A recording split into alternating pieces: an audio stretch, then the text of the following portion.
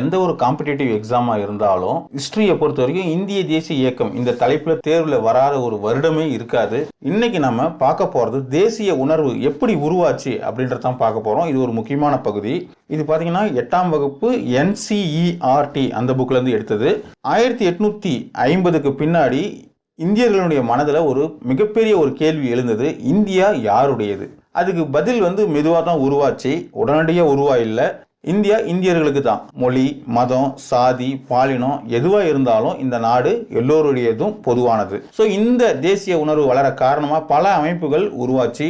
அதில் முக்கியமான அமைப்புகள் அப்படின்னு பார்த்தோம்னா பூனா சர்வஜனிக் சபா, மெட்ராஸ் மகாஜன் சபா, பாம்பே பிரசிடென்சி அசோசியேஷன், இது எல்லாத்துக்குமே ஒரே இலக்கு தான், மக்கள் தான் அரசினுடைய உரிமையாளர்கள் அப்படின்றது, அதாவது சோவர்ஜன் பவர் அப்படின்னு சொல்லுவோம். பூனா சர்வஜனிக் சபா அப்படின்னு பார்த்தோம் இல்லைங்களா, அந்த சர்வஜனிக் அப்படின்னா என்னன்னா ஃபார் ஆல் பீப்புள் அப்படின்னு அர்த்தம்.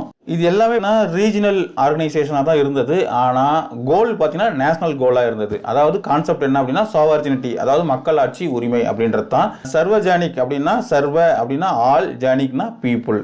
இதுக்கு நடுவில் 1878 ஆர்ம்ஸ் ஆக்ட், அதாவது இந்தியர்களுக்கு ஆயுதம் வைத்திருக்க தடை. அதே வருஷம், அதாவது 1878ஆம் வருடமே வெர்னாகுலர் பிரஸ் ஆக்ட், பிரிட்டிஷ் ஆட்சியை விமர்சிச்சா பத்திரிகைகள் பறிமுதல் செய்யப்படும். 1883 இல்பர்ட் பில் கான்ட்ரவர்சி, இந்திய நீதிபதிகள் ஆங்கிலேயர்களை விசாரிக்கலாம் அப்படின்றதான் அந்த பில்லு, அதாவது 1883 இல்பர்ட் பில்லு. ஆனா வெள்ளையர்கள் எதிர்ப்பு காரணமா அது திரும்ப பெறப்பட்டது. அதான் அங்க பிரச்சனை. இந்த திரும்ப பெறப்பட்டது இந்தியர்களுக்கு மிகப்பெரிய கோபத்தை ஏற்படுத்துச்சு. ஸோ இதுக்கு பின்னாடி ஒரு வலுவான ஆல் இந்தியா ஒரு ஆர்கனைசேஷன் தேவை அப்படின்னு இந்தியர்கள் நினைச்சாங்க. அதனுடைய விளைவா 1885 டிசம்பர் மாதம் தோற்றுவிக்கப்பட்டது தான் இந்தியன் நேஷனல் காங்கிரஸ். பாம்பேவில் 72 பிரதிநிதிகள் கூடி இந்த அமைப்பை உருவாக்குனாங்க, இந்தியன் நேஷனல் காங்கிரஸ்.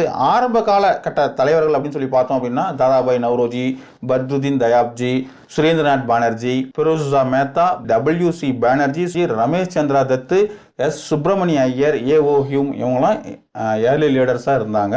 இதில் தாதாபாய் நவ்ரோஜி அவர் எழுதின புக்கு ஒன்று ரொம்ப முக்கியமானது, poverty and unbritish rule in India. இது ரொம்ப முக்கியமான book. Critical economy drain theory, British rule caused Indian poverty, இதை பற்றிலாம் ரொம்ப முக்கியமாக அதில் எடுத்து சொல்லியிருக்கிறாரு. இந்த புக்கு ரொம்ப முக்கியம். Dadabhai Naoroji, poverty and unbritish rule in India. இதில் முக்கியமான ஒருவர் யார் அப்படின்னா ஓய்வு பெற்ற ஆங்கிலேய அதிகாரி A.O. Hume, Allan Octavian Hume. இவர் தான் இந்தியர்களை ஒருங்கிணைக்க ஒரு முக்கியமான பங்கு வகித்தவர். ஆரம்ப காலகட்டத்தினுடைய அந்த முதல் 20 ஆண்டுகள் பார்த்தீங்கன்னா மாடரேட் பேஸ் அப்படின்னு சொல்லுவாங்க. காங்கிரஸினுடைய மாடரேட் பேஸ் என்ன அப்படின்னா சட்டமன்றங்களில் இந்தியர்களுக்கு அதிக இடம் வேணும், சிவில் சர்வீஸ் எக்ஸாம் இந்தியாவிலேயே நடத்தணும், நிர்வாகத்தில் இந்தியர்களுக்கு உயர்ந்த பதவி கொடுக்கணும். இதுதான் இந்த ஆரம்ப காலகட்ட முதல் 20 ஆண்டுகள், 1885 முதல் 20 ஆண்டுகள் மாடரேட் பேஸ் அப்படின்னு சொல்லுவோம். இது மாடரேட் டிமாண்ட்ஸ் அப்படின்னு சொல்லிக்கலாம். ஸோ இந்த மாடரேட் பேஸில் பார்த்தீங்கன்னாவே எல்லாமே அமைதியான அரசியல் வழியில் கோரிக்கை வச்சாங்க. ஸோ நம்ம முக்கியமாக நினைவில் வச்சுக்க வேண்டியது என்ன அப்படின்னா இல்பர்ட் bill, vernacular press act, arms act, இது எல்லாமே தேசிய இயக்கம் வேகமாக வளர முக்கிய காரணங்கள். ஸோ ஆக்ட், இல்பர்ட் பில், 1885 INC இதெல்லாமே பார்த்தீங்கன்னா TNPCயில் ஷியூர் கொஸ்டின். கீழே டிஸ்கிரிப்ஷன் பக்கத்தில் ஒரு 10 குவிஸ் இருக்குது, அதை அட்டன் பண்ண மறக்காதீங்க, ஞாபகமாக அட்டன் பண்ணுங்க. அட்டன் பண்ணிட்டு உங்களுக்கு எத்தனை மார்க் அப்படின்றதும் நீங்கள் என்ட்ரு பண்ணுங்க.